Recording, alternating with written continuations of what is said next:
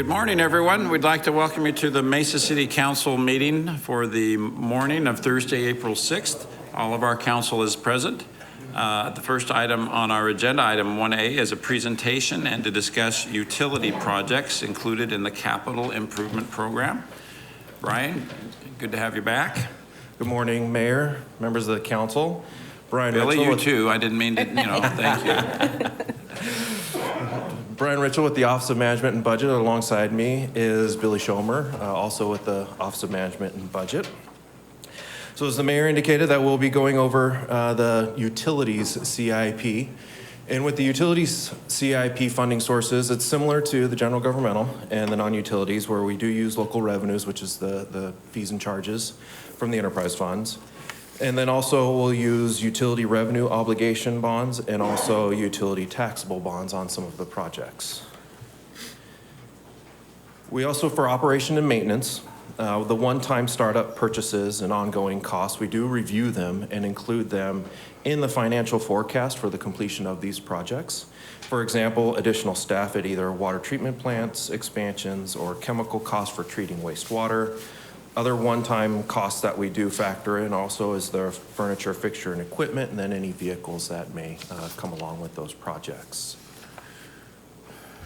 So kind of the similar theme to the non-utilities. With the utilities, current challenges are cost overruns and delays in receiving construction materials. We do have long delays and long lead times on some of the materials that we do order. Also increased costs of labor, so contracts are going up. And then higher than normal inflation on commodity services and contracts. And then also just keeping up with the maintaining of the current infrastructure.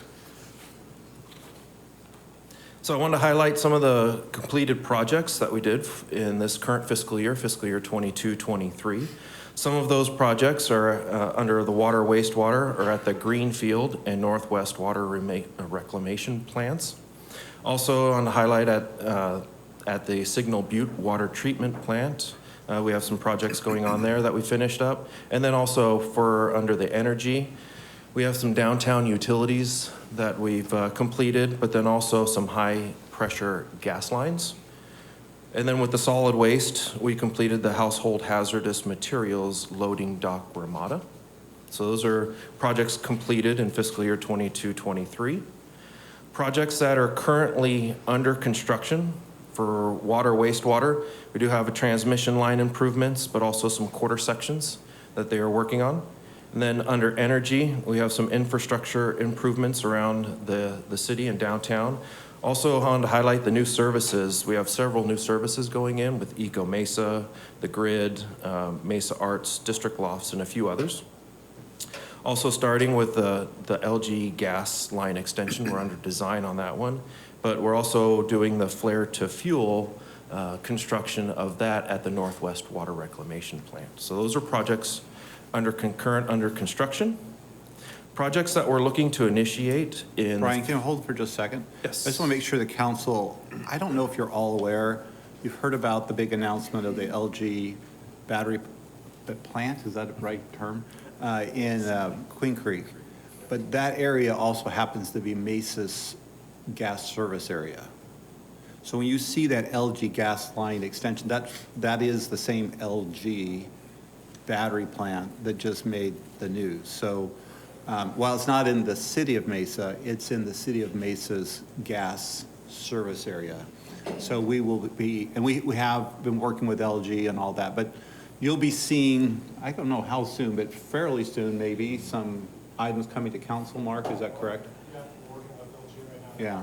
So I just want to be, I just thought this would be an opportunity to just kind of make you aware that Mesa has a pretty significant role in providing services to that big plant. Now that'll be a huge demand on our service area, but we are working with the arrangements to make sure over a period of time we make sure we recover the capital cost to extend that line to LG. So anyway, just that's what's there. Kind of is a small little line, but it's a big. That's a big project for us. So anyway. Are they building that in phases?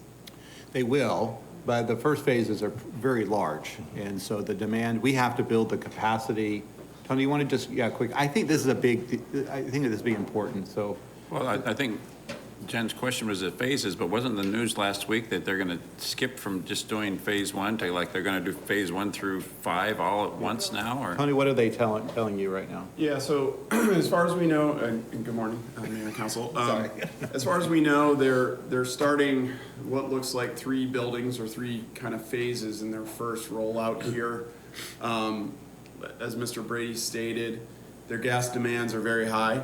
So right now our system flows about 38 million therms per year, and their consumption is looking at up to 57 million therms a year. So basically taking Mesa and Magma, combining them all together, our 75,000 customers, that plant's gonna use more than our 75,000 existing customers. So it's a big project for us. We're looking at it very seriously. And that auction site that they won down in Queen Creek, they're actually only looking to fill up half of it. So there's room for expansion there. There's also industrial parcels to the east and to the west of it. So when we're planning infrastructure down there, we're really trying to look at the long term in terms of both capacity and cost recovery. So it's a very serious project for us. Question, what cross streets or roads are we talking down there? It's the northeast corner of Ironwood and Germain. Okay. Which means there's some very large parcels between that location and where our service is. So there's potentially, as I said, there's additional, we don't have any prospects right now, but there'll be large parcels of land that we'll go past on our way to service LG. So there's the potential for more development in that area. Yeah, so our service area extends to Meridian, I'm just guessing, or how far yeah. east? How far?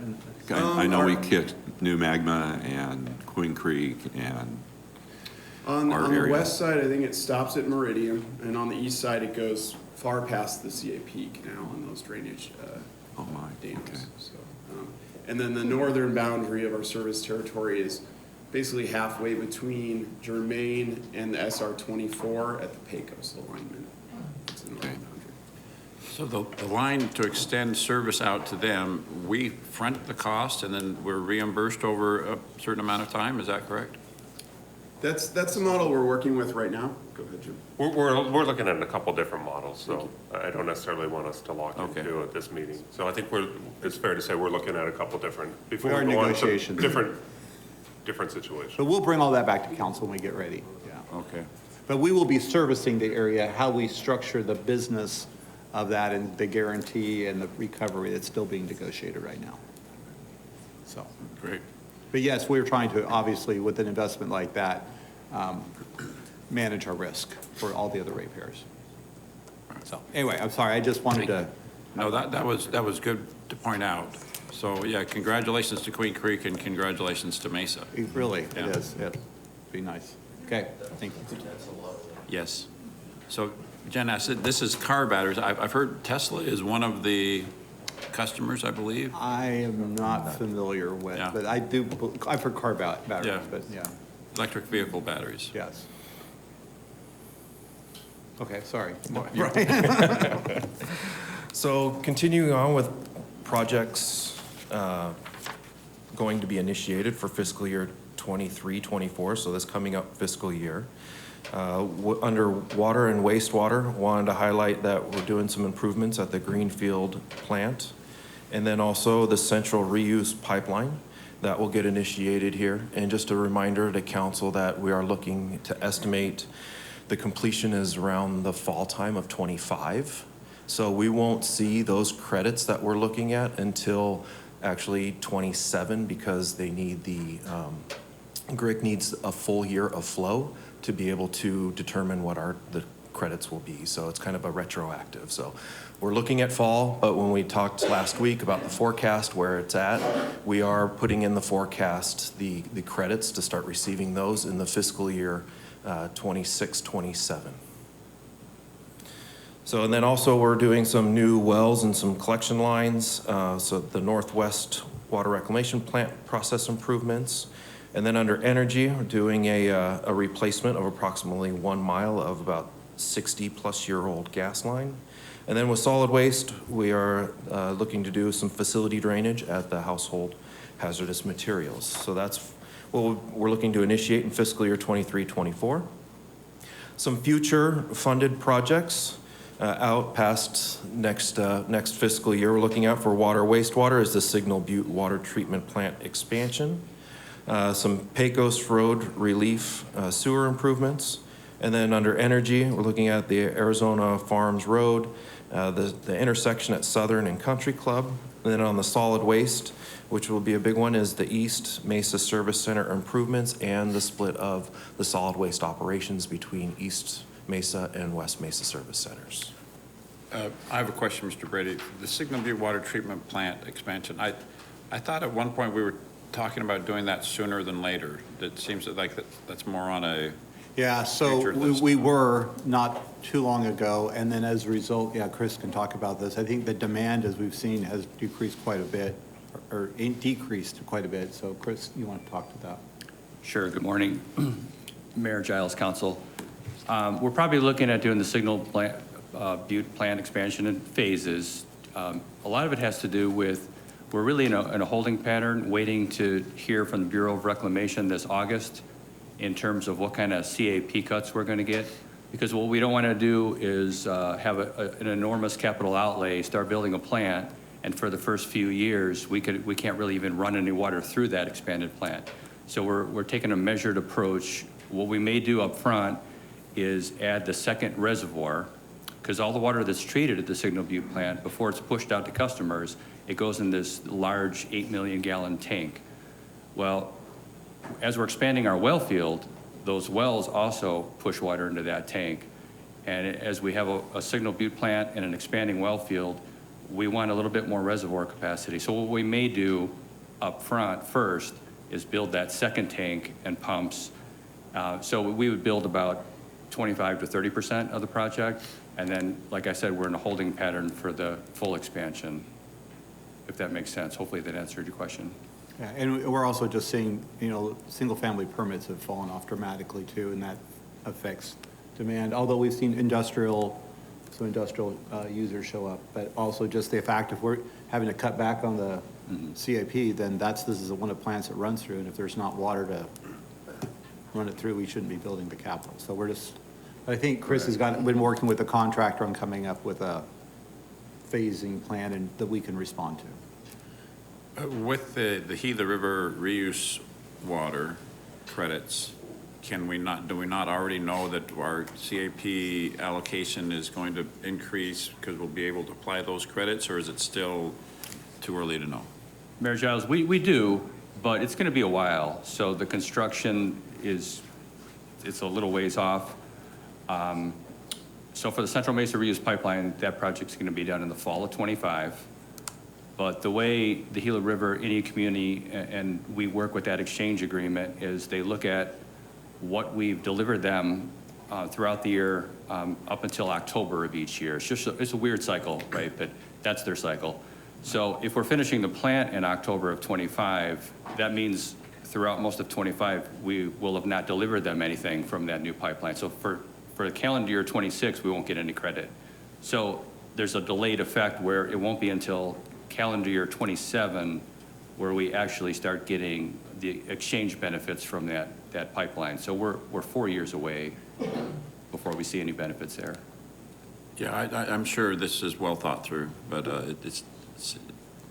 I know it's going to be horribly expensive when we do that, and I just wonder if there's any benefit to doing, and right now, concrete and steel and all those things are, you can't get them, and if you can get them, they're horribly expensive, so Yeah. I'm sure there's wisdom in figuring out, trying to guess when the right time is to make this expansion. Yeah, and by doing the tanks, that moves, we'll have some momentum still out there, moving the project along. So, That's correct. We'll have that momentum. We'll have the contractor, we'll have their team, the engineering firm, the whole team will be intact, and we'll have forward momentum. So that tank is really important because, as Mr. Brady explained, as permits soften and things of that nature give us a little bit of room for flexibility, where we're getting that backup capacity is through that well field. So we're really being aggressive with building out our well field in that area. And the tank is an important piece of that. So we want to have a lot of reserve capacity at the plant for not only what's produced at the existing plant, but the well field so that we can meet customer demand. Thank you. Okay, thanks. Chris, before you get, can you just remind me, the central reuse pipeline, where are the connections in the system? It's going to start at an existing stub out that's along Val Vista, just south of the 202. And right there on the east side of Val Vista, just south of the 202, in fact, it was ADOT right-of-way that we purchased. We're going to build a boosting pump station. So the water that's pumped up from northwest through the existing pipeline that goes to Grusp will discharge into that pump station and then be boosted the 10 miles it needs to go down to, it's like Wrecker, south of Baseline, is where we're going to tie into the existing pipeline system. The best, I mean, just, I know this is a very Oh, okay. gross level to think about it, but, I mean, Councilor Spilsbury can probably tell you, but it's essentially taking Val Vista, not quite straight down, but Greenfield, and just coming straight down, splitting the city, and then wiggling our way through Gilbert a little bit until we can tie into. Yeah, it's mainly Greenfield, and that's how we cross onto the 60 is Greenfield. We go a little bit down Val Vista, and then we cut over on McClellan, and then down 44th, and then over to Greenfield. So we do a little stair step on Greenfield, and then Greenfield, it's a long shot under the 60 to around Baseline, and then we meander over along, we're in Gilbert at that point, right? So we're going on Houston, and we're coordinating very closely with Gilbert. They've been a great partner in this. So we go a few miles through Gilbert, and then we tie in a Wrecker Road. Okay, that We had to get into the freeway, that really dictated the alignment. so it, okay, ties into the Greenfield. Yep, and then it goes down to the Greenfield treatment plant, wastewater treatment plant. Okay, That we've great. expanded recently. And then below that, there's a connection, eventually, it works its way south down to connector that the Gilas have. I don't even figure out how far south that is, but there's some point. It's under Hunt High. We go under Hunt Highway, and then that's where we tie into their system, and then they take our water and they apply it to crops. Thank you. And that's Brian. all I had. If you have any other We questions. lost it Yes. today. Southern and Country Club, what kind of improvements, utilities or gas lines?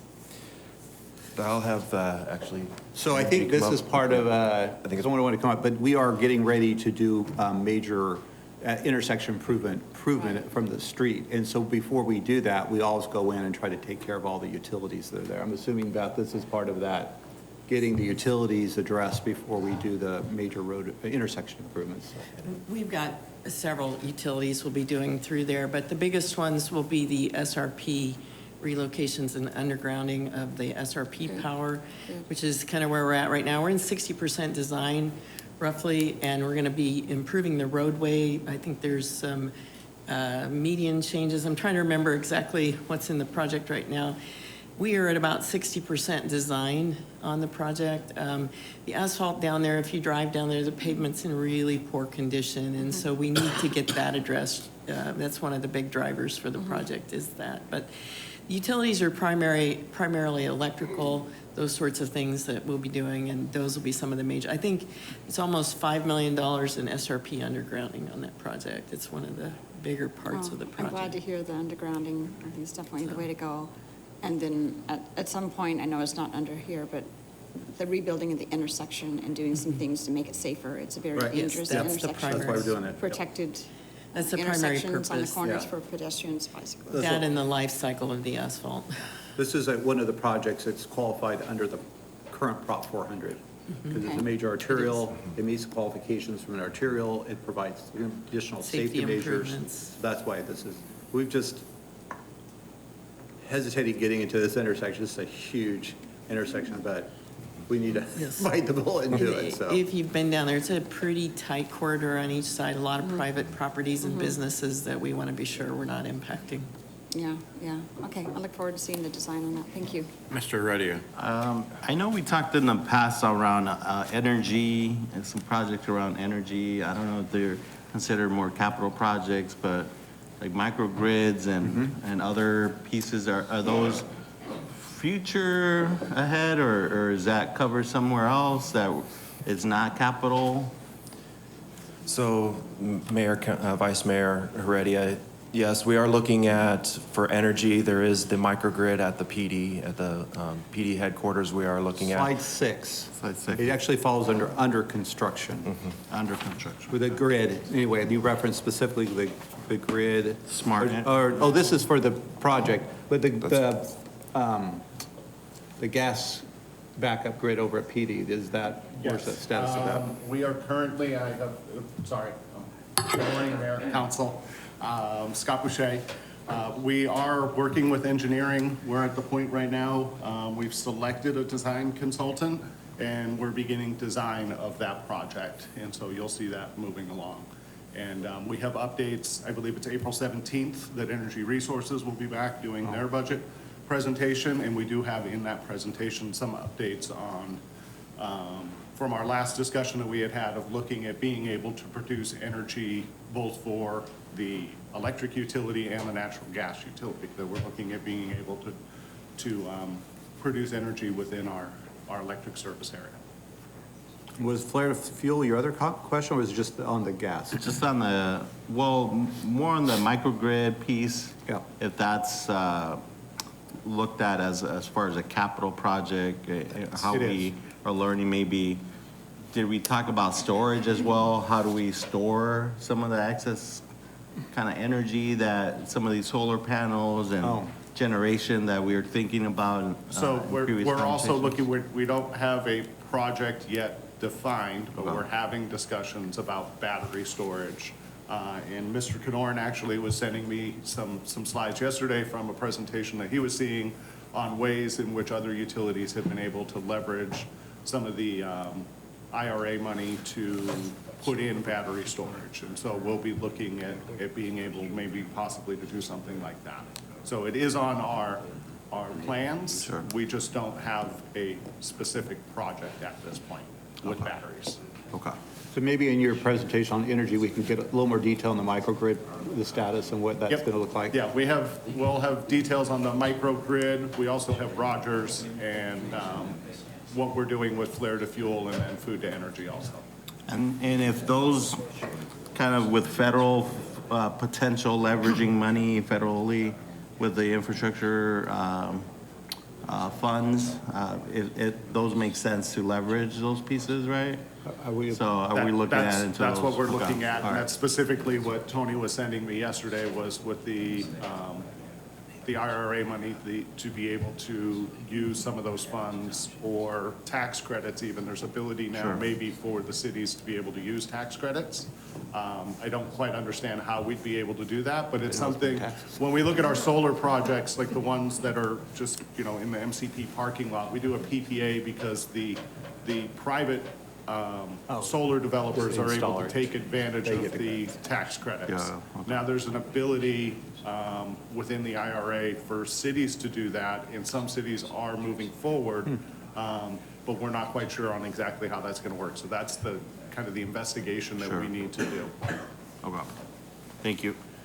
Thank you. We're just plotting our questions we're going to ask on the 17th when you come back to talk about that.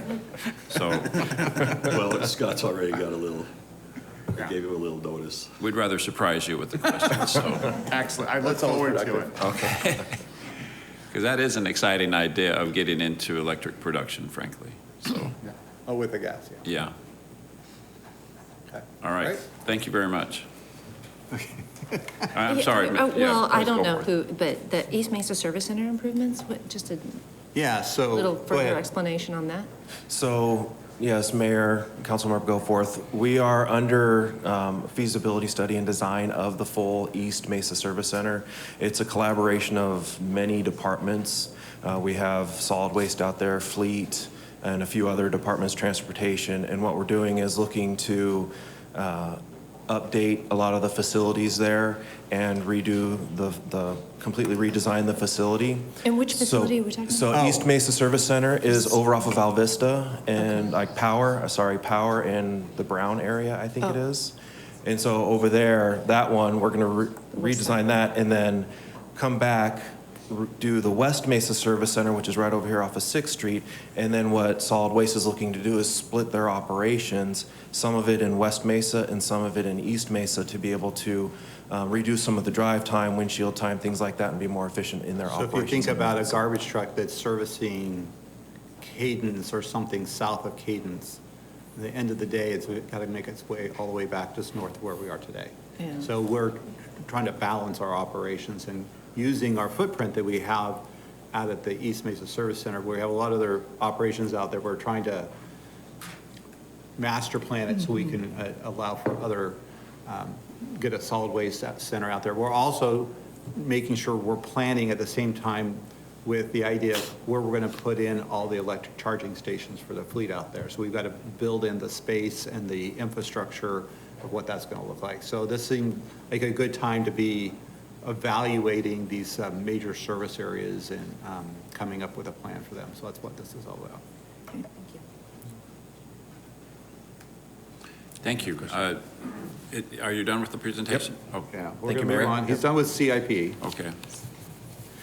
Oh, okay, so, but we're still on agenda item 1A, right? We're not, No, we're going to 1B now. okay, I'm sorry. So item 1B is a presentation to provide direction on the Water Resources Department. Now, Chris will come up in his. Now we'll get into the operations side of the utilities, Mayor, both for water resources and solid waste. All right, good morning again, Mayor and Council. I have Seth Weld, Deputy Director, here with me today, and we're going to walk you through our O&M budget presentation for next fiscal year.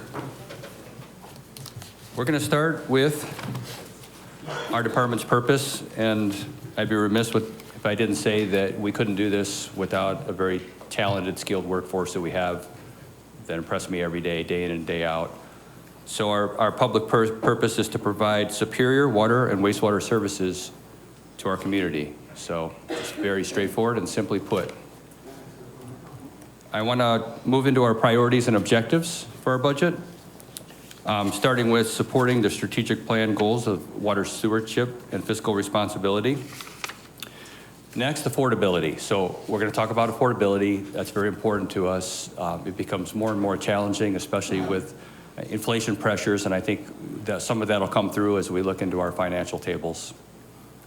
The next two really go hand in hand, so it's effectively managing our maintenance costs, and it's also increasing the productivity of our operations staff. So those two really go hand in hand, trying to be efficient and trying to maximize our productivity, and that all helps keep our costs down and to help maintain that affordability. And then finally, innovation. We try to promote innovation throughout all our processes. In particular, we might talk about innovation, not only technology, but how we use our contracts and how we use our contracts to support some of these other goals that I've talked about. And we'll get into that here soon. So now we're going to touch on 3 performance measures for you for our department. So this one, it looks at a 5-year period, and what are we talking about here? So beneficial use of reclaimed water. So that's our recycled water from our 3 water reclamation plants in Mesa. So how do we put that to use? So beneficial use would be recharging the water and getting long-term storage credits for that. Or, of course, notably our exchange agreement with the Gila River Indian community, delivering that recycled water to them and in exchange getting those very high priority, very important CAP rights. So we really flirt with 100% almost continuously. The Southeast plant and the Greenfield plant, they're 100% essentially because they're already delivering water to Gila River. The one plant that's not tied in yet is the Northwest plant, and the primary destination for that recycled water is Grusp, so we recharge that. Now, anytime you see a deviation from 100%, you can see periods where we dip down. We have like a more pronounced dip or a prolonged dip. That's because Grusp is closed. And that, as a matter of fact, that's the case right now. We were notified a couple of weeks ago because of the Salt River flow, all the snowpack we've had and the flow throughout the Salt River, because SRP has to release that water to keep the reservoirs in a place where we can accept all the melting snowpack. Grusp is closed, so what that forces us to do at Northwest is to divert that water to the Salt River, We don't like to do that because we don't get any credit for that. So that water is gone forever. And that's the importance of the pipeline. You won't see those dips anymore. We'll be at 100% all the time. I'm sorry, I have a question. The other water reclamation, I mean, the 92nd Avenue project.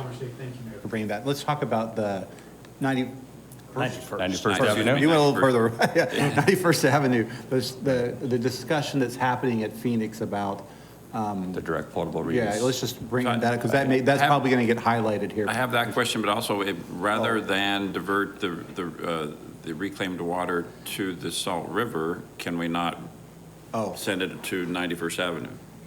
Well, we won't need to soon, Mayor, because we're starting construction on the pipeline here in a matter of weeks. Yeah. And once we're done with that, all that water will be an important part of the Gila River exchange with the Gila River Indian So community. let's talk about the water, though, that goes to, that will go through Shog, that goes to the nuclear power plant. So that's not our effluent, I mean, so talk a little bit about that relationship, because Sure. Phoenix is talking about this new water reclamation plant that's going to use the unutilized, or the water beyond what's going to the nuclear power plant cooling. Let's talk about Right, that. so these are recent discussions that Mr. Beatty's talking about, and you'll hear a lot more from us and maybe regionally on this. So we're one of the 5 cities that share the 91st Avenue wastewater treatment plant in Tolleson, so it's far away from here. But collectively, we own that plant, and the effluent today, most of it goes to Palo Verde Nuclear Generating Station for cooling water. And then a segment of that goes through, about 20 million gallons a day goes through constructed wetlands for water quality polishing, and then some of it goes to the Buckeye Irrigation District. But not all of it is used. On average, about 50 million gallons a day from that plant is not used by one of those 3 destinations, but it just is lost. It goes down the Gila River. And again, we don't get any credit for that. There's no benefit to us or the other partners at 91st Avenue. So we're starting discussions now, all 5 partners at the plant. We're starting discussions, and there's already been a design, more of a study done to look at taking that 50 million gallons a day, instead of ushering it down the Gila River where it's just gone for good, we would do advanced treatment on that, purify that to drinking water standards. Phoenix would take that because the plant is closer to Phoenix, and then we would get some kind of exchange for our share, whether it's 5 million gallons a day or 8 million gallons a day. It's another exchange agreement for us to make use of water that would normally be lost today, that now is a water resource for us in the future. And so, Chris, just quickly, because I think we kind of get trying to track where all this water's coming from, right? So, because when we talk about the central pipeline and we talk about this water going to Schwab, kind of tell us kind of where that begins and coming out of Mesa. What does that look like? So the water goes to Schrog is 91st Avenue. Schrog is just a partnership. So the water that ends up going to 91st Avenue from Mesa is more central West Mesa, so along the Baseline Corridor, southern part of Broadway, all from center west of Mesa. It's significant too. It's about 15 to 16 million gallons a day. Our total wastewater generation in the city is it's closer to 40. So it's a decent percentage of our wastewater that's generated.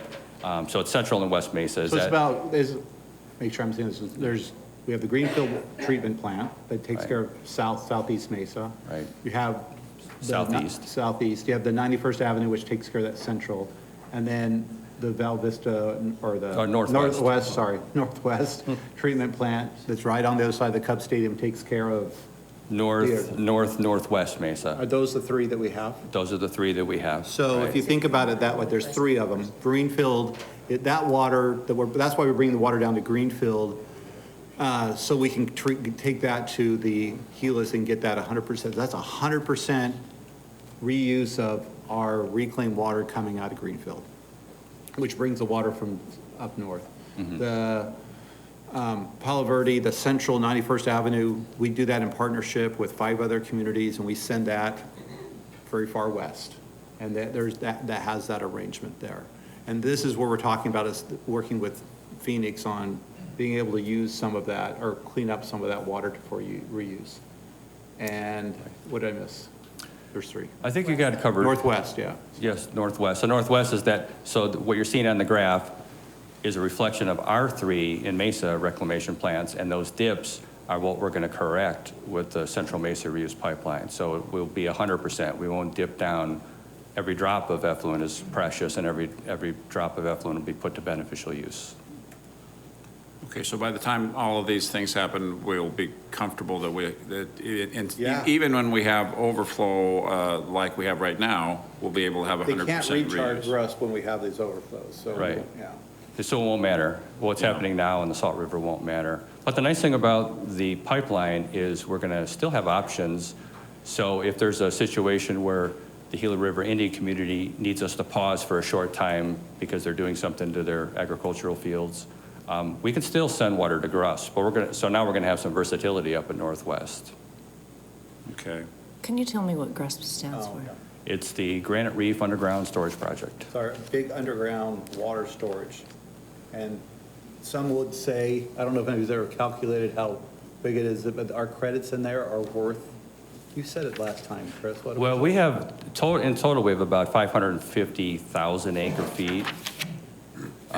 Most of our underground storage credits are associated with the RWCD. It's capped surface water we haven't used years ago that we had an arrangement with RWCD, and they would, along their system, they'd recharge water for us. So that's a substantial piece of it. And then we have GRUSP, and then we have some other regional areas where we've recharged water. It's our water savings bank. Right. Did you say water both from Greenfield and Northwest goes into GRIC? No, Just well, right Greenfield. today, so Mayor, Councilmember Goforth, today, all of the effluent from Greenfield and then the southeast plant, which is near Baseline and Power. It's a smaller plant. It's about an 8 million gallon per day plant. Golf course. It's right nestled in, I can't remember the name of that golf course. Superstition Springs Golf Course. Superstitions. But you're going to be connecting all the water treatment plants, or the wastewater plants together, and it'll all go out to the GRIC. Right, that's why the Central Mesa reuse pipeline, it's only 10 miles, you know, I say only 10 miles, but in total, we're gonna have closer to 27 miles. So there's already about 17 miles already connecting those two southern plants, and then this will just join from the north.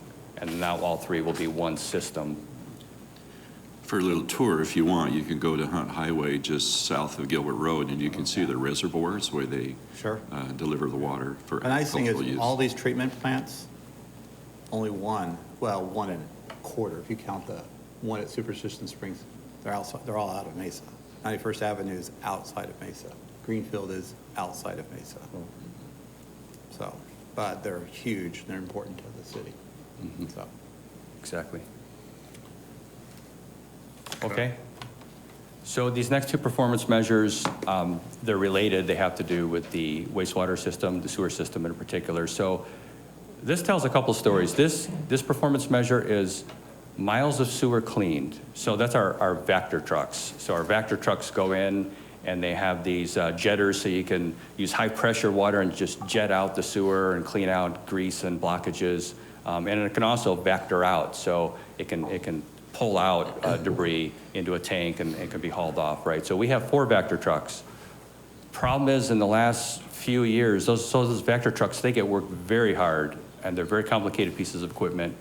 And at any given time, we have Vector trucks that are in need of maintenance, and they're over at Fleet. Right now, so our 4 Vector trucks, we only have 1.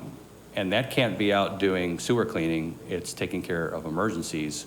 When people call and say, I have a blockage, or a business calls and says they have a blockage, it's rotating around the city taking care of emergencies. So you can see over time, as those trucks got older, there's peaks and valleys in this graph, but you can see just how low it's gotten below our goal of 18 miles per month.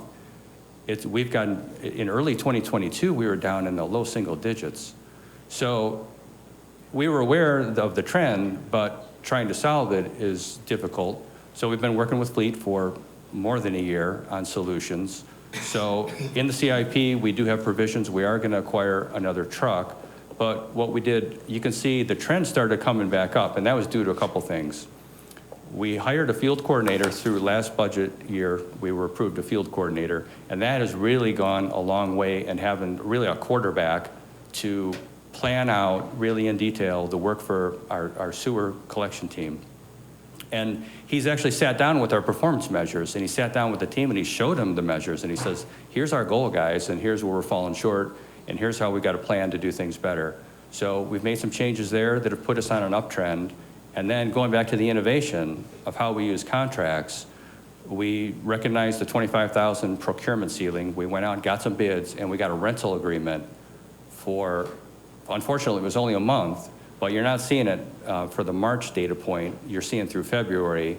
Through March, we actually, using that rental truck, we blew through our goal and went above 18. I think we even eclipsed 20 miles. So we knew that was going to happen, so we've been working on a permanent rental agreement, which we're going to be taking before you here soon, which will be have a dollar value and give us a lot of flexibility in having that rental agreement. So between acquiring additional equipment in the future and being innovative with contracts, we're going to shoot above our goal, and we're going to stay there. I'm confident of that. Great. So let's go to the next one, which Thank is you. related. Excuse me, Mr. Reddy. Sure. I think just how do you respond to sewer cleaning? Is it mostly if people call in, or is there proactive ways on, I don't know if in the past I received calls on like areas where there's been a long time of non-uses that then you see surrounding neighborhoods, like all this stuff coming out or cockroaches or. So I don't know if there's any proactive pieces that you're able to clean sewers, or is it just my sewer is blocked and what you're Sure. saying as far as emergencies? Sure, Mayor Giles, Councilmember Heredia. That's a good question. So I'm probably leaving that piece out. So for instance, today, the one vector truck we have operational, it's not just getting called to emergencies, but we have a list of trouble spots. So you're talking about trouble spots. Sure. So when it's not out addressing an emergency, it's hitting those trouble spots. Okay. So we do that. And then the cockroaches, now we're getting into the glamorous side of the business, right? We have a team that does cockroaches, that responds to rodent complaints. They're certified in pest control, so we have that capability too. And is there any technology? I remember going to ASU Polytechnic, and they're testing out like robotics on checking sewer lines or lines to kind of be that proactive or piece. I think they were working with the SRP and a couple other industry partners on being able to identify these hotspots or these problem areas via technology. I don't know if there's any thoughts on utilizing or working with private industry to look at ways to better identify if we could look into these areas a little bit better or forecast or. So Mayor, Councilmember Heredia, that's a great question too. That's actually addresses another performance metric we have, which is sewer line inspection. So this one's cleaning, or the one prior was cleaning. We have inspections, and to do that, we have acquired technology, and this is going back probably about the time I joined the city 5 years ago. We have a piece of equipment. It's an acoustic device called the SL-RAT, and it's pretty much, there's two units that two crew members take, one at one manhole, one at the downstream manhole. They put this down, it sends an acoustic signal through the sewer, and it's bouncing these acoustic signals throughout, and then it develops a signature that gives a rating and shows, is there a blockage or not? And then it gets color-coded, and we can do it in GIS, and we have. And not only has that been so effective at finding where there's blockages, we acquired a second unit a couple of years ago, and for that metric, going back to our field coordinator that we added, he's really focused on that area using that technology, and we're really exceeding our goal. We've blown past our goal in that area. And why that's so important is we don't want to just have a blanket program where we just start cleaning every sewer, even if it doesn't need it. This technology stays out in front of it, and it tells us where to clean, where there's problems. Sure. And identifies cracks or any repairs. This one doesn't. It really just, it speaks to the level of blockage in the sewer. We use CCTV. We have our own CCTV truck that sends a camera, launches a camera through, and then that allows us to see cracks and defects. Thank you. So this next metric is really a reflection of everything I just talked about. So this is a quarterly metric, and it has to do with sanitary sewer overflow. So it's a manhole that overflows. And for our size system, what would be really acceptable industry standards would be about 18 events per year. So the way we did our goal is we said, let's settle on 2 per quarter. So that would be less than half of what would be acceptable. Ideally, we want 0. So you can see we've done really well, especially we're running on a whole year now without a single sewer overflow. And by virtue of me saying that, I'm going to get back to my office and we're going to have a sewer overflow. But we're doing really well with this metric. What would cause a sewer overflow? Because I think we all share the goal of, none of us want to have be that neighborhood that has a manhole that is overflowing. So The primary culprit is fats, oils, grease, fog. So that's why we're really proactive with restaurants, and we want to make sure they keep their grease interceptors healthy, and they want to keep that pumped through whatever service they're using, because usually it's neglected grease interceptors from food establishments that push that grease into. And there's also wipes. That's why it's important, and I think the manufacturers on these wipes even say don't flush those down the toilet, because they ball up and they grab onto other debris in the system and they cause blockage. And then there's also construction debris. A contractor might do some work. They need to get rid of some chunks of concrete. Well, there's a manhole right here. That's a good spot for it. And then that could cause a blockage. So those are the main culprits. thank you. I'd like to just make one comment for the public out there is that a lot of these times when sewer and water line issues come up, the city's responsibility is just to the curb where the connection is to the home, right? And the city has a partnership with Service Line Warranties. I don't know, it saved me a few times because I live in an old part of Mesa with a very old home where issues do show up on the property and it's very, very expensive, but that is a very inexpensive insurance that will cover your home, your property side. And I really advocate for that because it can be tens of thousands of dollars sometimes. Yeah. Okay, now we're going to get into some of the financial tables. So good morning. Here is a snapshot of about a 3-year look on our department expenditure summary. So starting on the left-hand side would have been the previous fiscal year. We did come in significantly under budget, came in at $88.9 million. To give you a bit of a frame of reference so you can look at this compared to the future years, the adopted budget was $101.8 million. I would love for our staff to take all the credit for that savings, but to be honest with you, supply chain issues hit us hard. We had a lot of goods and services that we planned to procure in that year, and we couldn't do it. It just was not available. So some of the items that we planned last year, they are actually just now beginning to come in the current fiscal year. So it's a challenge for us. For 22-23, our adopted budget is $108.9 million. We do estimate that we will come in slightly under budget. The one category that it does appear we're going to be over is in our water purchases. What happened a year ago when we were sitting here presenting this and going through the adoption process, we calculated everything on the rate that we knew at that time. The CAP board held a meeting after that and came back with a higher rate. So we're actually having to pay a little bit higher rate than we planned, but we're going to be okay. We're going to be able to absorb that one within the budget. The fiscal year 23-24 proposed, you do see a significant increase, and we'll cover some of those significant items coming up here in the next slides. So we'll start with our big items. We do, as we've stated, we have a partnership for the 91st Avenue plant. We also have a partnership for the Val Vista water treatment plant. We co-own that plant with the city of Phoenix. Phoenix is also experiencing the same cost pressures. They're seeing anywhere between 24 and 35% increases across their contracts, both professional services and commodities. Their chemical pricing is also increasing, anywhere between 30 and 35%. We're all experiencing a cost increase on the electricity. SRP in November of 2022 implemented an average 6% rate increase on those of us that are the large users. So that is hitting us. An interesting note on the Schrock 91st Avenue plant, because it sits outside the city of Phoenix city limits, they have to carry an additional insurance premium on that. We're in the same boat on the Greenfield plant, and you'll see some of our numbers on that one, but they've had a significant cost increase on the insurance coverage.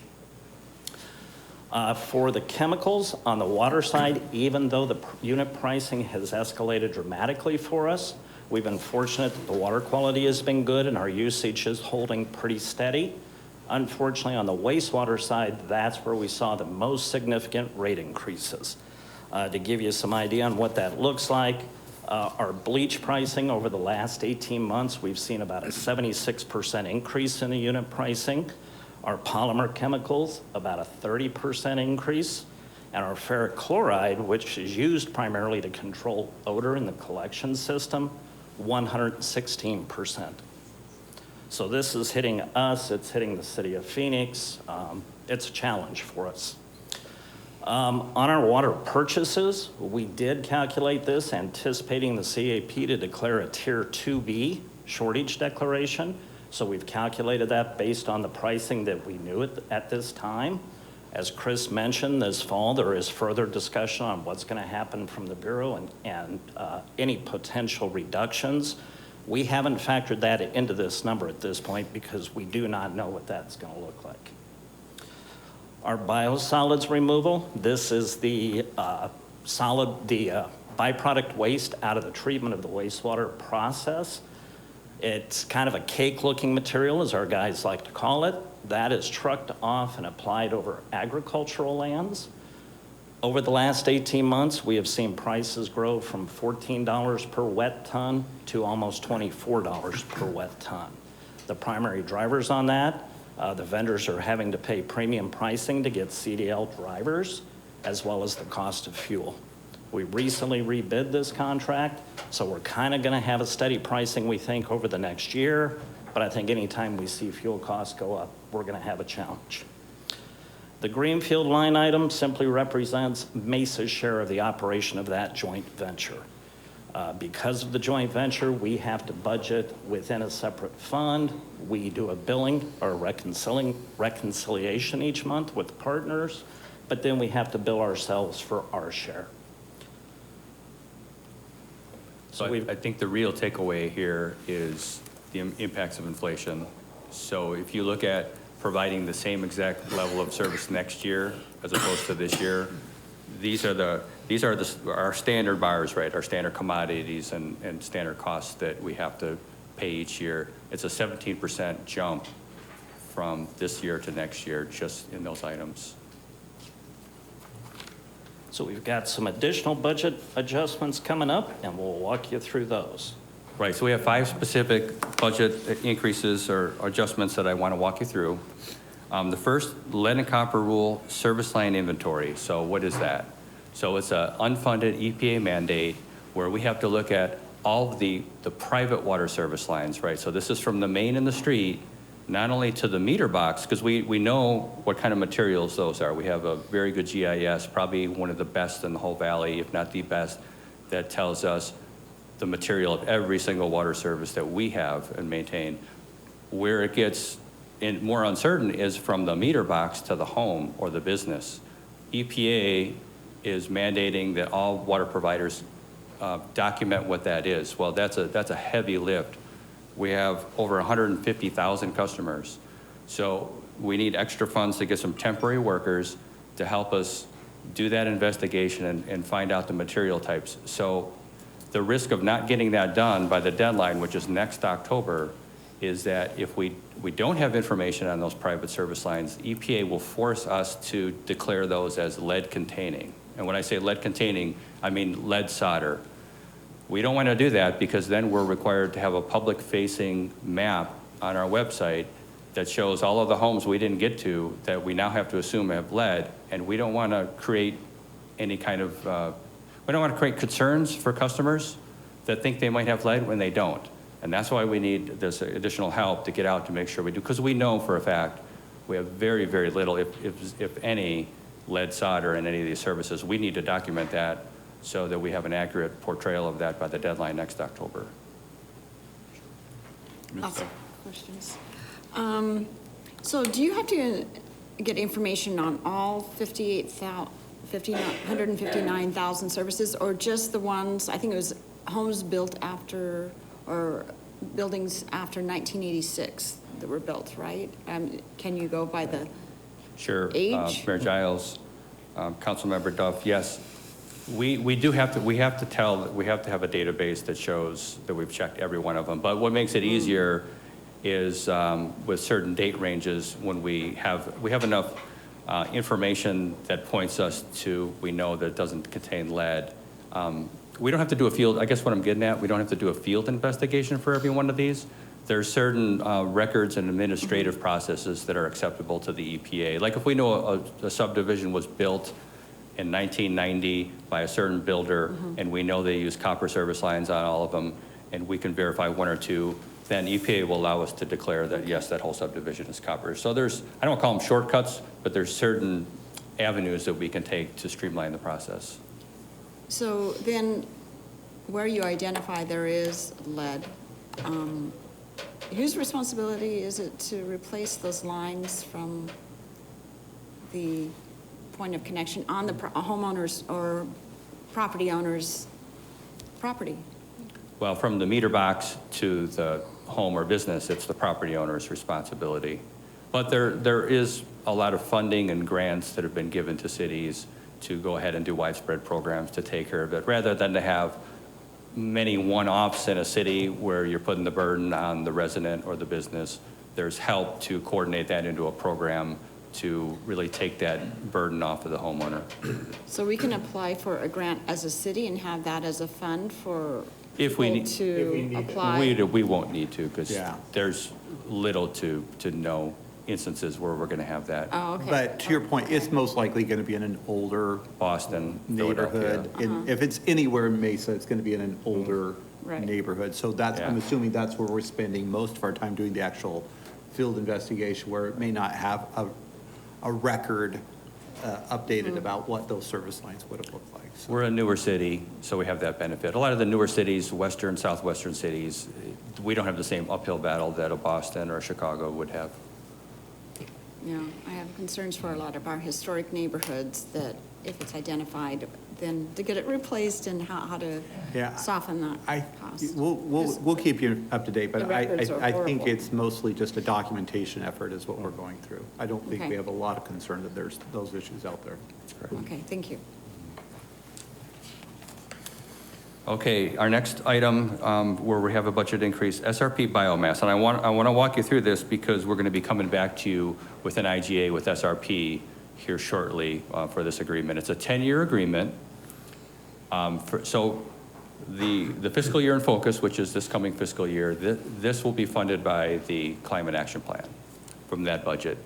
Subsequent years, we'll have to deal with one at a time. But what is this? So it's a partnership not only we have with SRP, but I believe Scottsdale, Phoenix, a few other cities also are participating in this. And so the primary focus is to thin areas of the forest and the watershed that are highly overgrown, and they present significant risk when it comes to wildfires, because that in turn leads to areas that become charred. If you have a wildfire, you have areas that have been damaged and charred, and you have all this significant amount of organics that easily run off when you get rain events. They run off into the watershed and the streams and the reservoirs, and then we have to take them at our treatment plants, and it costs a lot more in energy and chemicals, and it's just a lot more to treat that kind of bad quality water. So if you're proactive and you thin out the forest, then that minimizes that risk, and in the end, it saves us a lot of cost and effort.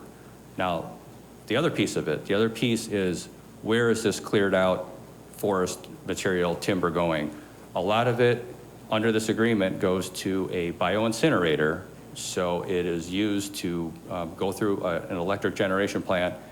It generates renewable power by incinerating this waste, and there's renewable energy credits, or there's actually environmental attributes that are created because of this, and Mesa benefits from that, so that'll have a benefit in our Climate Action Plan goals. So SRP will benefit from that. We'll share in that benefit.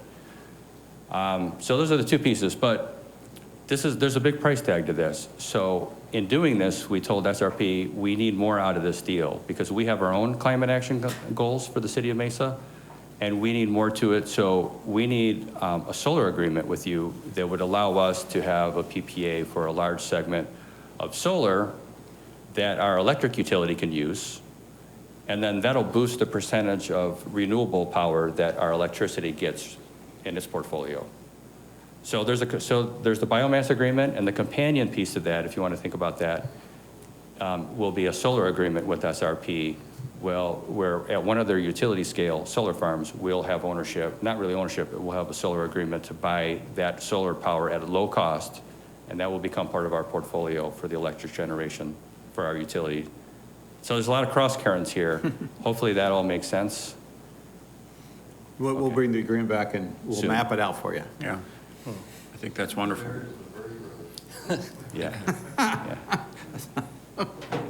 So we'll be back. I guess that is the point. We'll be back and we'll talk in more detail about it. Okay, and the next one, so reclaimed water air quality supervisor. This is our reclamation plans. This is under our water quality group, and this is one of the one areas we don't have a supervisor.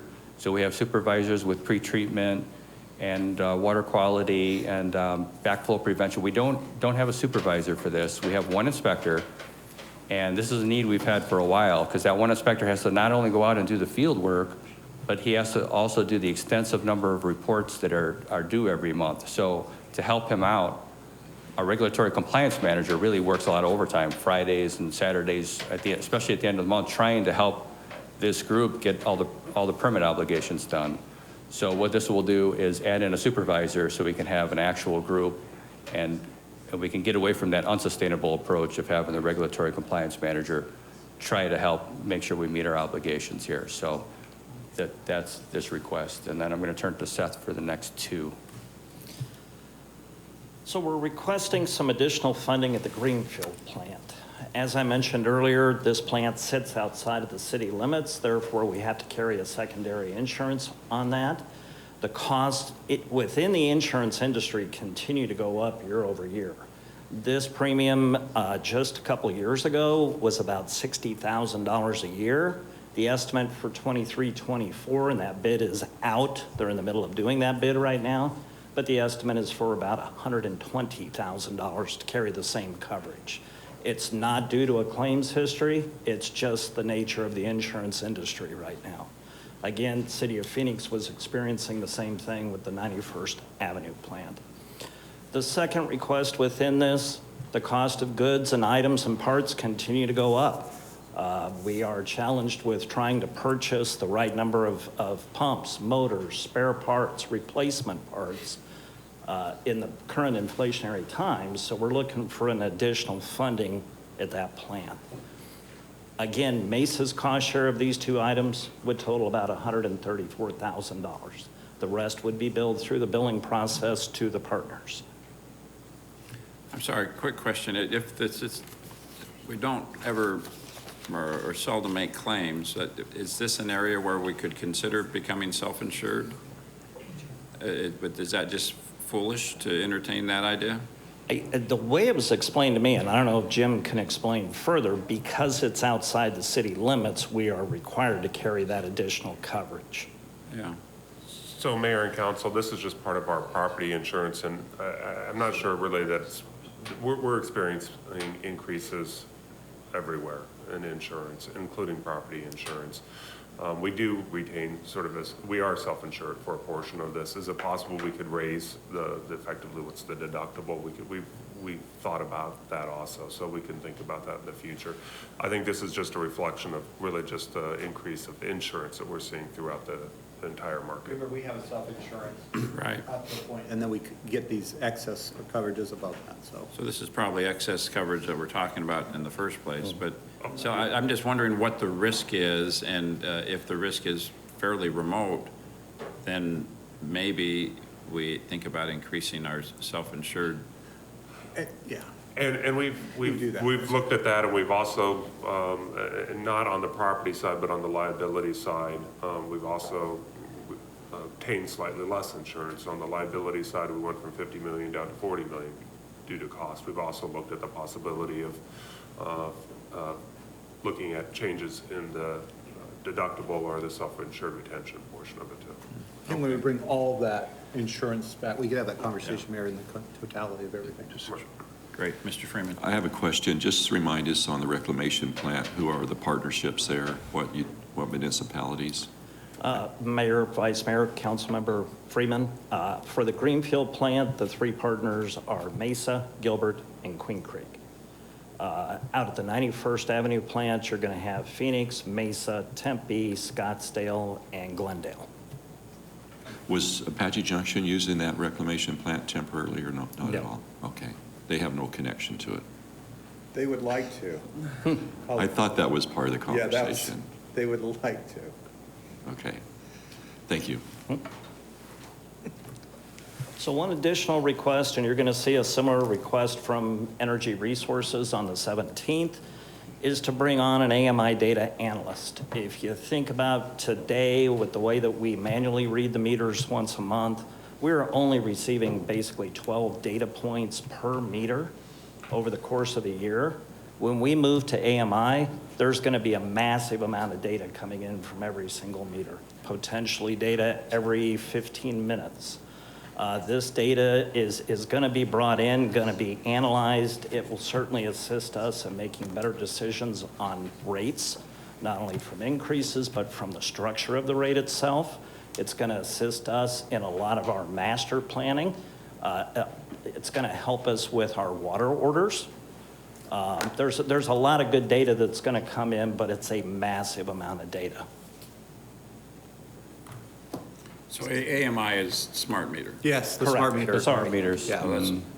So now we're gonna get all this information. We need to have someone who can break it down and create, take it from data and make it information that we can use. So that's what you'll see that now we're getting these rolled out where we need to now take all that data and be able to put it in useful information to help us to do analysis. And it's already paying off, right? We've had Correct. instances where we're already with the data that we're getting from these meters installed, we are already seeing significant leaks or From the leak anomalies, and we can detection, approach the theft. homeowner and they don't even know they have the leak. And so there's things like that that we're able to accomplish. Yeah, it's been great. Our customers have really appreciated it. Just in the small pilot phase that we did, phase one, we found 3, if not 4 cases where the data showed continuous use on the meter. Because we can't do that now. We go out and read the meter once a month. I mean, it's very analog. But with this and the communications, it told us there's continuous use on this meter. So we called the customer, the first one I remember.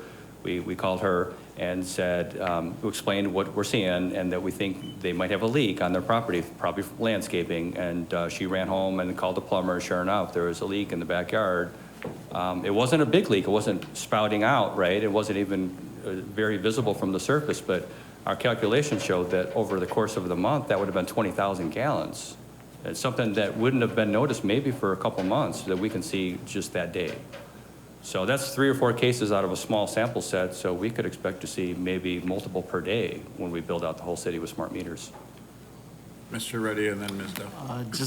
Is there like a general update on the MI project? Yeah, we could do that. Yeah, We, okay. yeah, why don't we do that? We were supposed to start phase 2 this month, but because going back to supply chain issues, because we have virtually an army of installers that are going to sweep through and get this installation done, we want to have a 90-day supply of inventory, the new meters and the smart endpoints that do all the work. We don't have that yet, so we expect we'll probably have that in June or July, and then we'll really just start ramping up phase 2. Can we come back maybe in August after we get all that? And would that be a good time or do you want it sooner? Okay. Yeah, that'd be good. Okay. Can I ask just one quick question related to that? So when is the AMI information or data going to be available for residents to see their usage?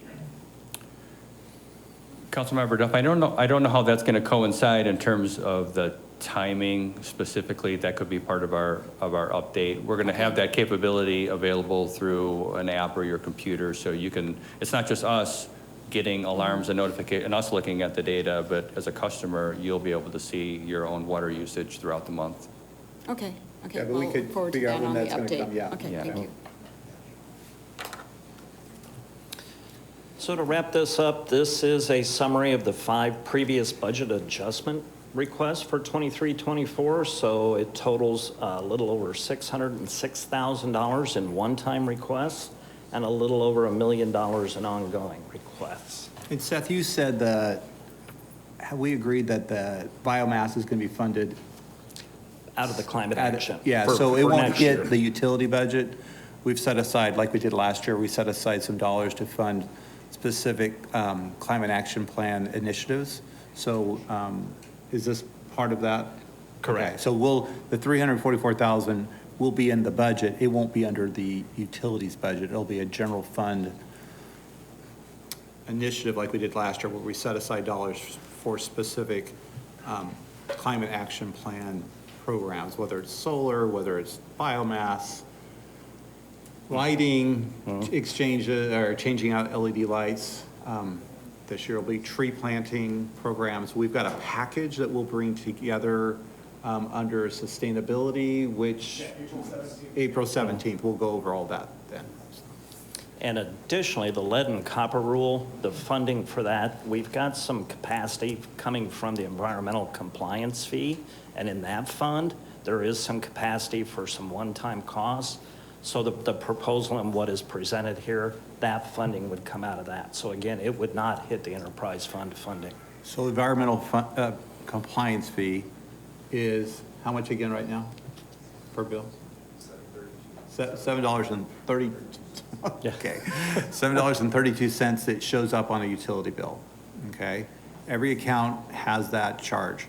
That is specifically set aside to deal with these unfunded, federal unfunded mandate, or any unfunded mandate that we hit. So obviously this becomes one, anything related to, what else do we have? Candace, help me out with this. Do you remember off the top of your head? Because I think this is a good one just to remind council, because you may get a question about that fee, but it was set up years ago to address these kind of mandates that come down. But it has to be a federal. But we did it for unfunded, yeah, so unfunded, so Mayor and Council, Candace Canistro, the unfunded mandates, we were receiving a lot of environmentally aimed unfunded mandates. The big area we have are our basins, so water flow. That's right. We have to collect it. There are certain requirements that we have to collect it and move it on. So our basin maintenance and our parks, we use a lot of parks, are actually basins that we use for park and open space, but those are requirements that we have those basins. So a lot of the money goes towards maintaining those basins so we don't have the flooding. That's kind of a big one. Anything that's air quality, so it's air quality, water quality, those types of items would be covered under the environmental compliance fee. So when you hear this one, the lead and copper falls right under that category, so it won't hit the utility rate side. It's funded, it's still a fee, but it's covered under this environmental compliance fee that you see on your bill. So when we use that term, I want to make sure we understand where it's coming from. So, okay, all right. I have a couple quick questions. We kind of glossed over this, but so I don't want a long answer, but last year, I know we talked a lot about the impact of the chip fab expansion, and they're hiring a lot of your staff away to the chip fab. Wastewater, Yeah, and so I just wonder, update, how are you doing on, it seemed like workforce was a big concern last year. I assume that's still the case, but I just was curious. Mayor Giles, it's still the case. I think it was more of a challenge this time last year, and working with the city manager's office, we put together some strategies to really try to target that sector of our department, and it's been successful. The primary thing we did was to look at folks who were being poached, for lack of a better word, by Intel, Microsemi, and we tried to see who was below the midpoint that had the qualifications and were skilled people, and we moved them to midpoint. That whole move, it was very effective and very appreciative. Just adjusted salaries. And it really was not a big cost at all. I can't remember the exact cost. I think it was, I wouldn't say, but it was not 6 figures even. It was a pretty reasonable cost. Yeah. And that really did a lot for morale. Good to hear. Last question, again, is not a question, but just I know we're a lot of the discussion here is really teeing up the conversation we're going to have in the fall about utility rates and specifically water rates. And I think other cities are in a similar position that we are now, going through budgets, but I heard just a news report from Phoenix talking about their water rate strategies, and it seems like they were really making a strong attempt at encouraging conservation by saying, here's the rate up to this point. If you're going to be a heavy water user, if you've got an acre, if you're committed to watering, ornamental grass on your property, you're going to pay a different rate than folks who are kind of clued into the need for water conservation. I thought that was an interesting idea. So I'm just, again, not for today, but when we do have that conversation in the fall, I like the idea of maybe exploring incentivizing conservation. Yeah.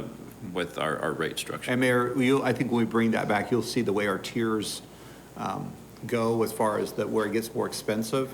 It's kind of intended that way, that if you're using kind of below what we call, I forget the term we use, but what we think is indoor use, then every tier above that you're spending, it gets much more expensive. And I think we'll continue to suggest that, recommend that to council. Yeah.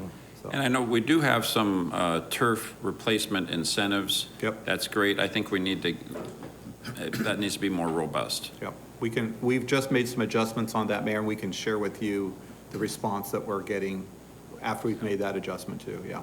Great. Thank you very much. Council, any other questions for these gentlemen? All right, thank you very much. Next item on our agenda, how are we doing? Folks, you need a break? Why don't we reconvene at shortly after 9 o'clock? Thank you.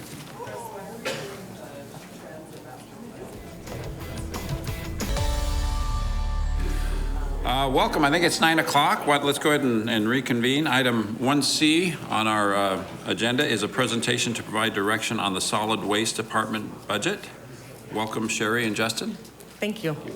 Good morning, Mayor and Council. I'm Sherry Collins, the Solid Waste Director, and with me I have Justin Statt, our Senior Fiscal Analyst. So I'm going to get started with what our public purpose is. And our public purpose is to provide excellence in the delivery of solid waste services to our residents, businesses, and visitors. And we really couldn't accomplish this goal without the amazing men and women that we have working so hard for us every day. So I just want to say thank you to them. Our priorities and objectives this year are to right-size our operation with the addition of fleet and personnel, and then in addition to that, to increase our efficiencies in service by adding some special equipment. First, I'm going to go over a couple performance measures. The first performance measure is the household hazardous materials facility users, so we refer to it as the HHM users. We've seen a steady pace of users recently, and what we are trying to work for, we used to advertise, but we haven't advertised because we don't have reliable workforce.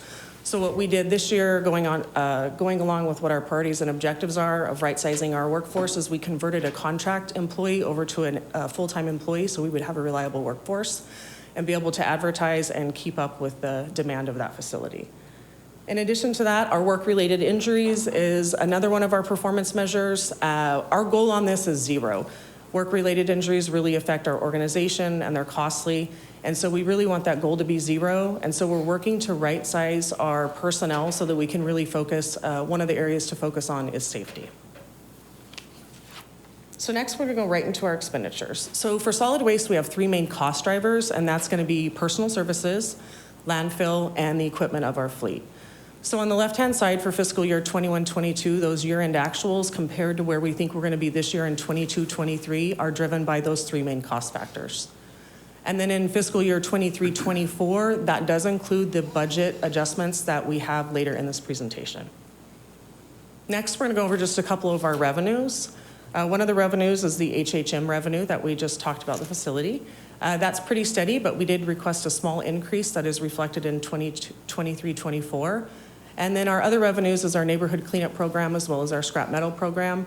And again, we asked for a small increase for the neighborhood cleanup, and that's reflected in the 23-24 proposed budget.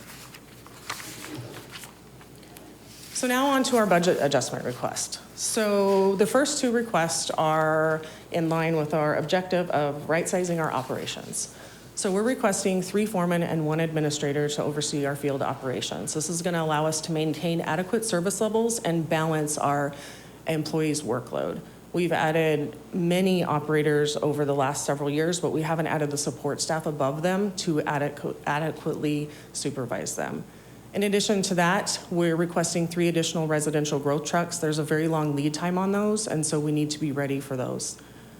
Lastly, in order to go along with our other goal of efficiencies and operations, we're asking for 2 special use garbage trucks.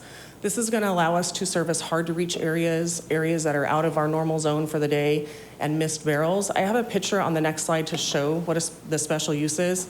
It looks like a garbage truck, but it's a lot smaller. And so the next slide is going to show you one of our hard to service areas.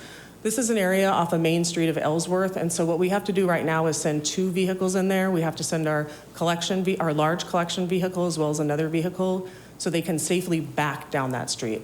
They have to position themselves on Ellsworth. We have to have a light-duty truck out there with our lights on, stopping traffic, making sure that they're safe. So they have to take that large collection vehicle and back down that street. There's no way to turn around down there. That's over a 1/4 mile. We have many of those in the city, deadheads, hammerheads, very tight cul-de-sacs. Once they back down, all the residents have to roll their barrels to one side of the street, and then we service the barrels on the same side. So what this small collection vehicle will allow us to do is the turning radius on it is much smaller. So we'll be able to handle many of these back out areas, leaving our larger collection vehicles to efficiently service the routes on their efficient routing.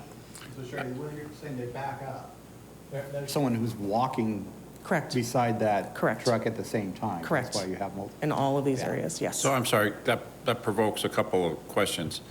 How did this street ever get, built, right? And number 2, we do have a lot of high-density home projects that are being proposed now, and we say, sorry, we're not going to let you build this because when you put your garbage cans out on the street, we can't drive down the street.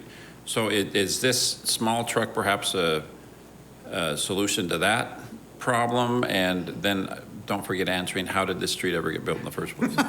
So I don't know how the street got built in the first place, but I think that what Councilmember Summers said, we could have some annexations as well as older developments. So we have some developments that were built in the 60s and 70s when we had pickup trucks with a trailer on the back, and we'd go just take the bags off the street. So since then, we've converted to these automated side loaders, which are very efficient, and it makes these older areas hard. So the newer developments, like you said, we do limit these because we also have pull distances for our residents, so we want to be really careful with that. So we have standards for that as well, where we're not making them pull the barrel hundreds of feet down the street in order to be serviced in some of those high-dense areas. So Mayor, I think Councilman Summers is most likely correct that this was probably a old County Island Right. annexation.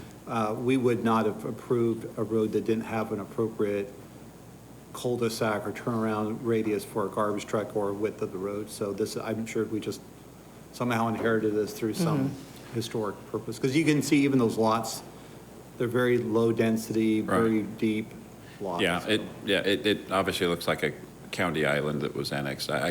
But if we start buying these short garbage trucks, is that just are the zoning lawyers going to say, oh, look, there's the solution to your problem? No, we're not going, it would not meet our standards today. Yeah. For new subdivisions, we wouldn't agree to that. All right, thank you. Okay, and then lastly, I just have a summary of our budget adjustment requests.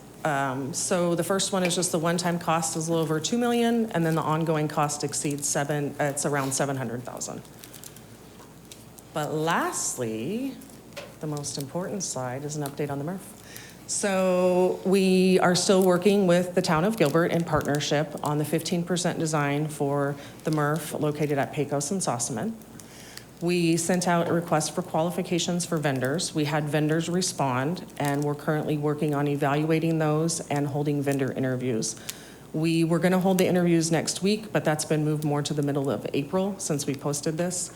And the next step that we're going to bring before you is the IGA with the town of Gilbert for your approval, and we plan to bring that to you in May. So just remind the council kind of what this facility would do for us that we don't have today. So this facility would provide a material recovery facility and possibly a transfer station. It would provide a city-owned facility that we could have the infrastructure to control our own materials. Right now, we don't have that. We rely on the private sector to do all of that, and we don't have other options. So as these facilities either, some of them burn down, or they're at the end of their life, or something like that, or they have cost increases like we've seen. So we'll be able to control our own destiny with our materials by building this facility. And Sherry, that's a very important part of that, but even the location of the current MRFs are very much skewed to, whatever the north and west part of this community of the city. This location, again, you said, is Pecos and Sossaman, which then gives us another balance potentially for the southeast part of the city also, right? Correct. Okay, so before you leave that's always been my concern about just the location, because I get that we need this facility to continue our Blue Barrel program, period. But it is a wonderful location for Gilbert and Queen Creek. But are we going to be trucking our Blue Barrel trucks all the way to far southeast Mesa? Oh, I think the idea is we'll keep both. This is just adding to it. Going to now, we're trucking everything to the northwest. So it's kind of like the conversation we had earlier, where we're talking about splitting up the fleet maintenance operations to an east and west side. In effect, we're kind of talking about splitting up our recycling recovery facility, and by having a So maybe I've forgotten what we have at the Northwest. Is that the private Well, I say facility that we're northwest, contracted north, with? the Republic, what's the Correct. location? Okay. It's like Yeah, Gilbert so and- at Salt River. Not a city facility, but No. Correct. that's assuming we're going to maintain our contractual relationship with I those. think we would, Correct. because it would give us, again, it goes to this kind of split of the geography of the city. But it also, by having a city-owned facility, we've been really at the mercy of these private companies. And as you've known, as Sherry said, one of them burned down, so we lost a huge option, and they were 30% or something of our collections at the time. I don't know, they were a big portion of it. 60%. And there really aren't a lot of other players in this area. There were minor contracts that we could have. So again, if we think obviously being able to recover materials is a very important part of our climate action plan, our recycling plan. And we have some property that's uniquely located. You're right, Mayor, it's feels like it's skewed closer to Gilbert, but it really would serve the growing part of the city in the southeast. It's easy access fairly to get to going down that area. Plus, it's kind of in what I would call an industrial area. So as far as locating it without creating conflicts with residents and other businesses, it seems like it would work. There's not a lot of other locations that we could do this. If they exist, they're pretty far away, I guess. Is that, Sherry, is that accurate? Right, and this is a city-owned property that has the size. Finding the actual size of property is one of the difficult things. I get it. It's a great location. I mean, if we didn't build this facility there, a private developer would come in and put up a 1 million square foot building, and that's the neighborhood you're in. Right. And so this strategy, again, just kind of presumes that we're going to continue to have a private contractor in the. I think for our volume and the geography of the city, we would hope that we can keep those private sector partners too, yeah. Yeah, it would be a mix of direct hauling it, just because the location, again, having multiple locations will create operational efficiencies. And then as we build the East Mesa Center, and we were talking about that, looking at the transfer station at East Mesa Service Center to transfer some of those materials down to the MRF. That's great. I'm excited to pursue this conversation. Mr. Freeman and then Ms. Duff. So a question on the MRF, the Salt River Indian Community, they're building one there. Would we enter into a contractual obligation with them again and have, you're traveling to the northwest part of the valley, I guess, for recycling today, Salt River, and then the one in the southeast part of the valley until we probably wean ourselves off of the private contractors and have our own large working center? What's the thought process here? So the thought process is we would still have both. We would still, until it becomes not financially feasible. So we would continue to evaluate it. Every time the contract at the Republic MRF would be available, we'd continue to evaluate the cost and the time and the operational efficiencies to direct haul to that MRF as well as to use our own MRF. So we would just continually evaluate that. I think it helps us on our conversations with private sector if they know that we have our own option, even though, Absolutely. you know, so, and right now we just don't, right? We're completely at the mercy of whether they want to do business with us or not, or what the cost is going to be. I mean, it's gotten to the point where MRF services are more expensive than taking it to the landfill, so. Yeah. And we did some of that And we've had to tipping. continue to do that because we just don't have the capacity. There's not the capacity in the MRFs to take our recycling right now. Maybe remind us how we're going to fund the whole MRF project in the future, you know, how it's going to be for revenue and funding Well, to build it. we have to come back, right? I know you do, It's in but the what's your- enterprise, it's in the enterprise fund. I would say that we would look at multiple sources, right? Because I think we could count on it. One, it helps mitigate against filling up the landfills, so there's some savings there. But two, it achieves some climate action goals, so it's going to be, I think it's going to be a hybrid of a contribution between multiple sources of the city, whether it's the rates in the enterprise fund and whether it's maybe contributions from the general governmental fund. But we have to bring that back to you. That's why we want to go through these different design phases so we can get a sense of the magnitude of the cost and then have that conversation. The nice thing is we own the land, so that's not in the formula. It's just the build out of the facilities and the equipment. We would probably most likely contract with a third party to operate it, but it would be our facility. So until we get those numbers that, and most likely the number will be significant amount, we would probably have to do some kind of revenue bond or something like that, pay for it initially. Does Phoenix operate their own MRF? Phoenix Or does has not. a MRF, let's say has a Well, MRF. They have a MRF, but they contract out Right, the I'm operation of their Okay. MRF. Yeah, but it's there. And so we'd be doing similar. They own it, Correct. right, and then they have, is it Republic or who? It's a new company now. I can't remember the name of it, but they just went through a new RFP But it's kind of the process. model we're talking about, where they Correct. own the the land and the facility, and then they have they contract someone to come in and operate it for them. Well, I think the collaboration with other municipalities is important, just as we do with our wastewater treatment plants. Yep. We have that collaboration, so having them weigh in and participate in the overall cost of it will help reduce the cost of our community residents in Mesa. So I think prior council, we were all in support of a MRF. I know we've been pushing towards that, having a MRF built for our city, because we cannot rely on contractors, and a facility burns up, then we're constrained to take it elsewhere, so cause a lot of consternation. Thanks. You're welcome. Ms. Duff, then Mr. Heredia. Well, I hope in time that with the emphasis on climate action, hopefully around the world, that we put more emphasis on the reuse of materials. And in that, do we have enough land, or is there a future plan that I had mentioned before of having vendors in the vicinity of this that can directly purchase and reuse and manufacture many of the products into another product?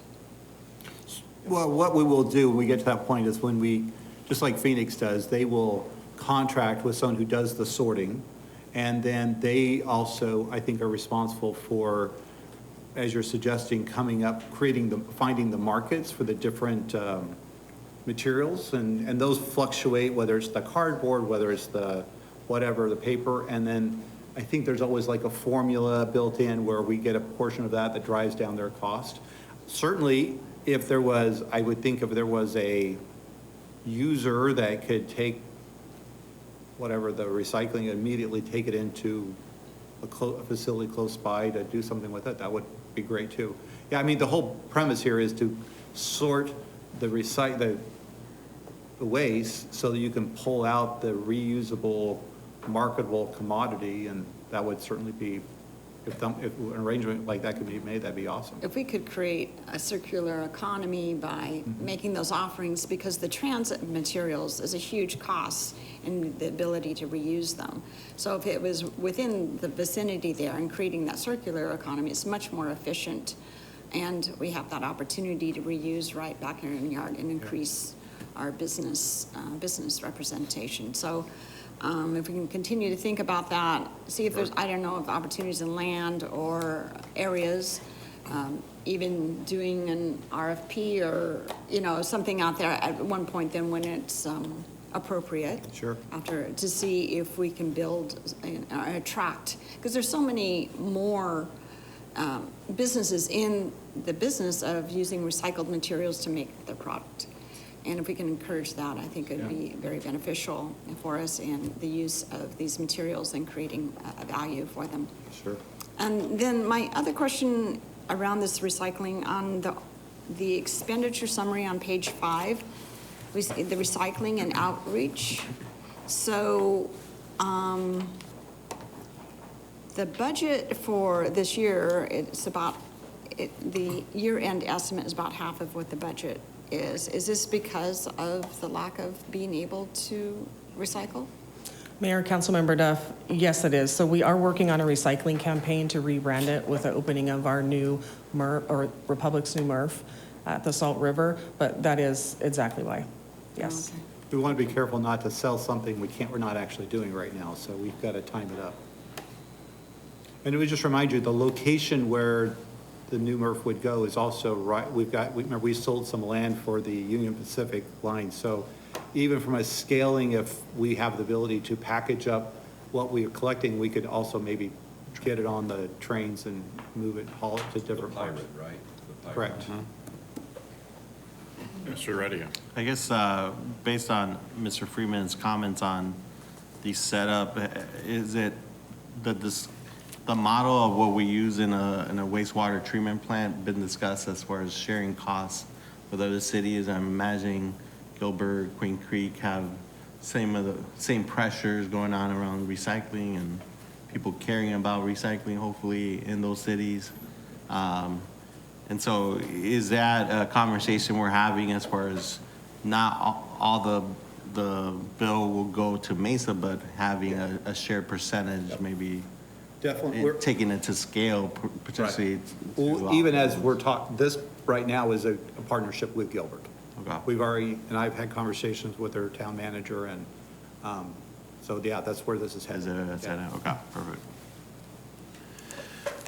I think, just to remind ourselves, one of our climate action goals is to reduce what we take to the landfill by 90%. And so we have to pursue this because, the whole discussion is dependent on the cost of the commodities that, I mean, right now we can't sell glass, you know, so everything's going to evolve and we don't know what the technology is going to be. Right now it doesn't exist, right? But I think doing this puts us in a position to be nimble and to respond to this commitment of reducing what we take to the landfill.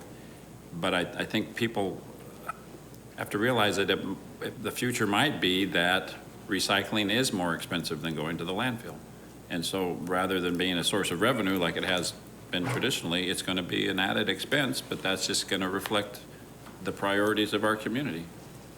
So I endorse doing this, but we need to go into it with our eyes open, realizing this is not what it has been in the past.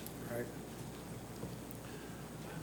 Yes, Ms. Pillsbury. On the same slide 5, how come the hazardous waste budget is going down from the 1.5 to the 0.9?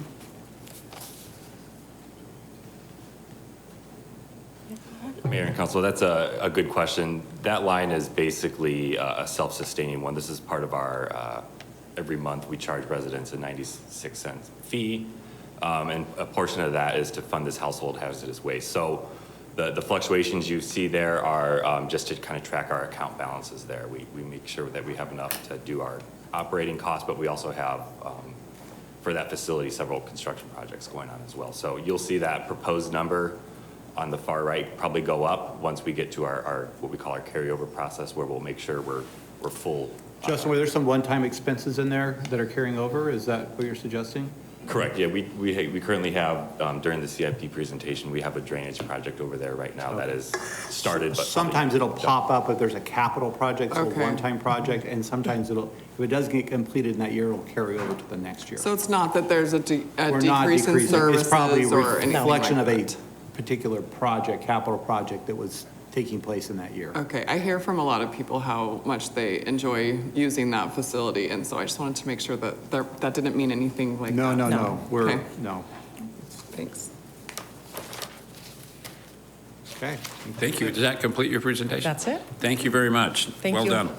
And Mayor, just to give Mayor and Council a heads up, we were going to have, when Community Services comes to make their presentation, I can't remember what date it is, in the next couple of weeks, they'll be joined again by Solid Waste. We are going to be coming back to Council with a discussion about the roll-off container pickup program and what's happening today and how that works, but we want to expand it in other parts of the city, but we're going to do it under the Community Services group, so we'll be talking about that in the coming weeks. Okay, thank you. We'll look forward to that. Moving on, then, item 2 is to acknowledge receipt of minutes, meeting minutes of various boards. Is there a motion to that effect? Thank you, Mr. Summers and Ms. Spilsbury. All in favor, please say aye. Aye. Any opposed? Thank you. That passes unanimously. Item 3 is current event summaries and conferences attended. Who would like to share? Mr. Summers?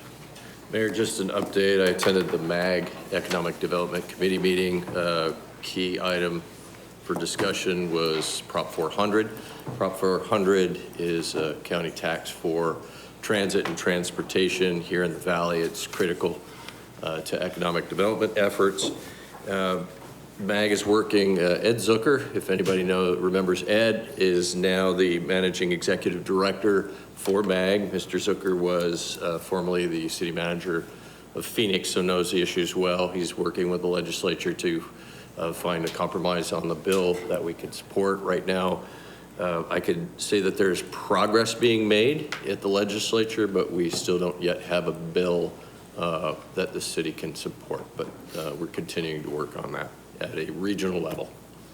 Thank you, Mr. Summers. Ms. Spilsbury? Problems with my button. On Tuesday morning, I was able to present to the Economic Development Advisory Board all about what's going on in District 2 and things that I want to see being done in District 2. And in saying that, I want to give a plug for all of our advisory boards and committees. I know that we're trying to recruit applications right now, and I think there's 11 different boards and committees that need really great people to come and serve. And while I was sitting there at the board meeting, I just thought about how awesome it is that we have people that want to come and give their expertise and opinion and that really help form our decision making. And so just wanted to put a plug in for that, for people to go to the website and fill out applications to be on those boards and committees. And then the mayor and I were able to go over to United Food Bank on Tuesday for Arizona Gives Day. Some of Cardinals players and Verizon were there packing food bags and gave a generous donation to United Food Bank. So that was fun too. That was great.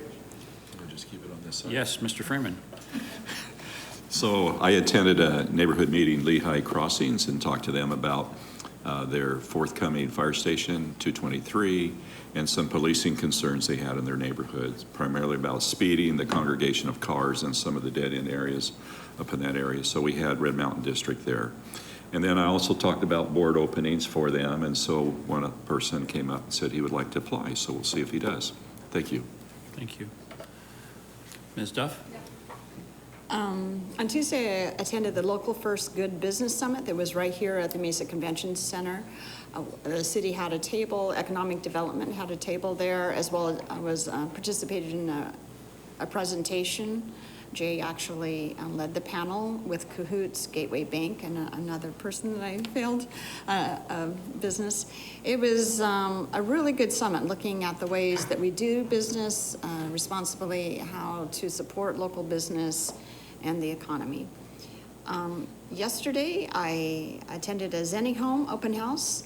Zenny Home is a new development that will be on Main Street, a container-style living, but they also have some models set up behind Cider Core, and there was an invitation to ULI members to view them, and Councilmember Goforth was there, and Angelica Guevara was Angelica. I don't know. I've heard Angelica. I've heard Angelica. However it is, I'll clarify that with you, Angelica. And so thank you for being there. And talking, the attendees are very impressed with Mesa's downtown and our progressive measures to be able to adopt this kind of development in our historic downtown and still respect our historic character around it. I also want to congratulate the city of Mesa and Holly Street Studios and DPR Construction that were awarded the 2023 RED Real Estate Development Award for Higher Education Project of the Year for the ASU mix. So congratulations to all the partners, and we have a beautiful building here that is doing great things. Thank you. Anybody else? Yes, Ms. Goforth. As Councilmember Duff said, we toured the Zinni homes. They really are impressive, and it's the electronics and the robotics of they come fully furnished. I think it is a great alternative for housing, affordable. And then last night, I don't know if anybody else will talk about it, I attended with my family the Easter pageant at the Mesa Temple, and that was fantastic. It was beautiful. That is a large and impressive production. So if anybody, it goes through Saturday, correct? If anybody hasn't seen it and would like to, so it's great. Thank you. Yeah, I was there last night as well, and it really is a wonderful community event. I mean, there were thousands of people there. It's very non-denominational as far as the presentation, and so I think everyone, you shouldn't live in Mesa and not go to that. It's just a great event. I think you'd really enjoy it. Very quality presentation. I've had a couple of opportunities to speak at different conferences this week on transit and on the business community, and then appeared yesterday on Horizon, maybe it was the day before, talking about hunger and celebrating Arizona Brain Food. I don't know if we did talk about that. Was a week ago, wasn't it? Their 1 millionth bag of backpacks for kids that experience food insecurity over the weekend. So lots of nice people doing really good things in our community. Very proud of them. Anything else under this category, Council? If not, Mr. Brady, what's our schedule of future meetings look like? Thank you, Mayor. Just a reminder, we'll do this again on Thursday, April 13th, and at 7:30. And then, Councilman Spilsbury, you want to pitch your Easter breakfast one more time? Always, yeah. We're gonna have Fox 10 doing a story on Saturday morning too, so you better come early to get those pancakes. It's Greenfield Park, if you haven't heard, which is on Greenfield between Broadway and Southern. And from 8 a.m. to 10 a.m., we're going to have a petting zoo, bounce houses, firefighters making pancakes, and a Easter egg hunt at 9 a.m. Oh, and Mabel's coming from the Mesa Arts Center to do crafts too. So it is going to be a fun morning. Very good. Look forward to it. Thank you. Thank you. That concludes our agenda. Is there a motion to adjourn? Thank you, Ms. Spilsbury and Mr. Summers. All in favor, please say aye. Aye. Thank you. We are adjourned.